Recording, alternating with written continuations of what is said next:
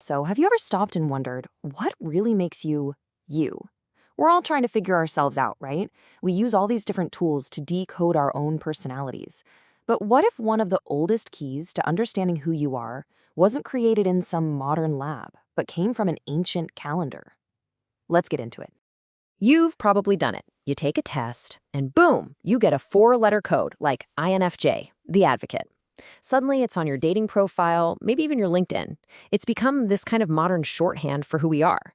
But what if I told you that another system might describe you as a gyeongkum? Yeah, it means a large, unrefined rock, one that's full of potential and super decisive. I know, it sounds a little out there, but it comes from a practice that's been analyzing personalities for literally thousands of years. So, here's what we're going to cover. We'll start with our modern quest for personality types, then dig into an ancient code called Saju. We're going to find the core of you inside that system, see how it actually connects with the MBTI, which is pretty wild. Then we'll explore the 10 cosmic personalities it talks about, and wrap up with how to use all this as a compass, not a map. Okay, first things first. Let's talk about the world we're all familiar with, the world of modern personality tests. I mean, the MBTI is everywhere, isn't it? It gives us this common ground, this shared vocabulary to talk about what we're good at, what we struggle with, and just how we navigate the world. It's a language of self-discovery that a whole lot of us have gotten pretty fluent in. But now, let's take a trip. We're leaving the modern office and heading into ancient Eastern philosophy. It's time to talk about Saju Myongri. Saju Myongri, or just Saju for short, is basically the study of your life's code. The big idea here is that the specific cosmic energy that was in the air at the exact moment you were born, down to the year, month, day, and hour, creates a totally unique blueprint for your personality.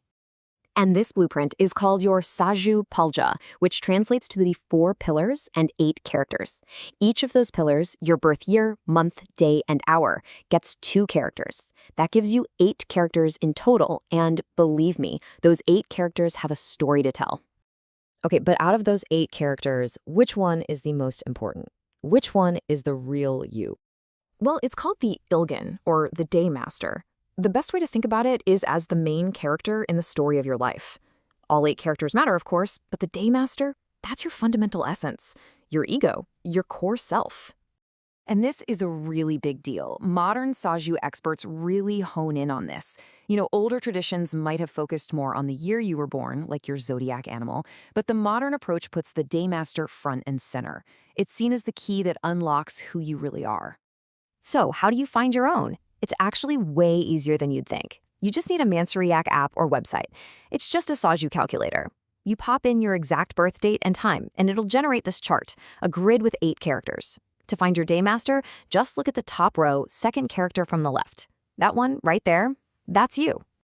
Okay, so we've got these 2 totally different systems. One is modern and Western, the other is ancient and Eastern. You'd think they'd have absolutely nothing in common. But what if they do? This is where it gets really, really cool.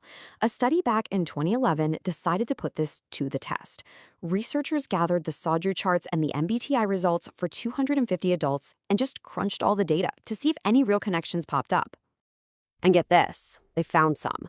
2 major connections really stood out. First, people whose Daymaster was the wood element were way more likely to be extroverts. And second, people with metal or fire Daymasters had a strong tendency to be sensors. But the why is what's so fascinating. When you think about the classic traits of the wood element, always growing upward, pushing forward, being active and pioneering, it lines up almost perfectly with the definition of an MBTI extrovert, who gets their energy from action and the outside world. It's like 2 different languages describing the exact same energy. It just clicks. So this whole connection just opens up a super interesting door. If the Daymaster can actually link up with the MBTI, what else can it tell us about ourselves? Let's meet the 10 core personalities of Saju. See, everything in Saju is built on these 5 elements: wood, fire, earth, metal, and water. And each element has 2 flavors, a yin and a yang version. That gives us a total of 10 distinct Daymaster types.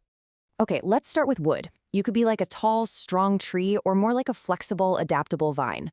Wood types are all about that forward energy and constant growth, kind of like BTS's Jungkook. Then you have fire types, who can be like the powerful sun or the gentle glow of moonlight. They are passionate, expressive, and just naturally draw people in with their warmth, like the incredible artist IU. And earth types, they're the rock.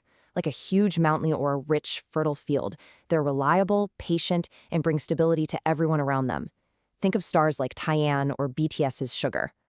Next up, metal types. They can be like a big, unrefined rock or a perfectly polished gem.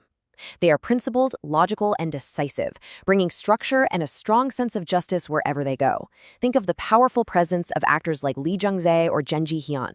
And finally, water types can be like the vast ocean or a clear, flowing spring. They're wise, adaptable, and have this amazing intellectual depth.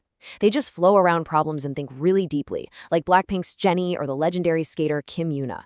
Each one has its own completely unique feel. So we've got all these labels, right? INFJ, wood type, Yeongum. But what's the point of it all? Is it just about cramming ourselves into another neat little box? And this is the most important takeaway. None of these systems are supposed to be a cage. They are not rigid rules designed to trap you. They're just tools.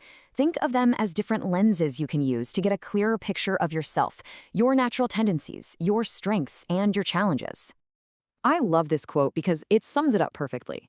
Saju, or any good personality system for that matter, isn't a map that dictates every single turn you have to take in life. It's a compass. It helps you find your own true north, your natural direction. But at the end of the day, you're the one walking the path. You choose where to go. So whether you find out you're an ENFP or a moonlight fire type, the biggest question still remains. These are just starting points, right? The real work, and honestly, the real fun, is deciding for yourself who you are and who you want to be. So beyond any label, how will you define yourself?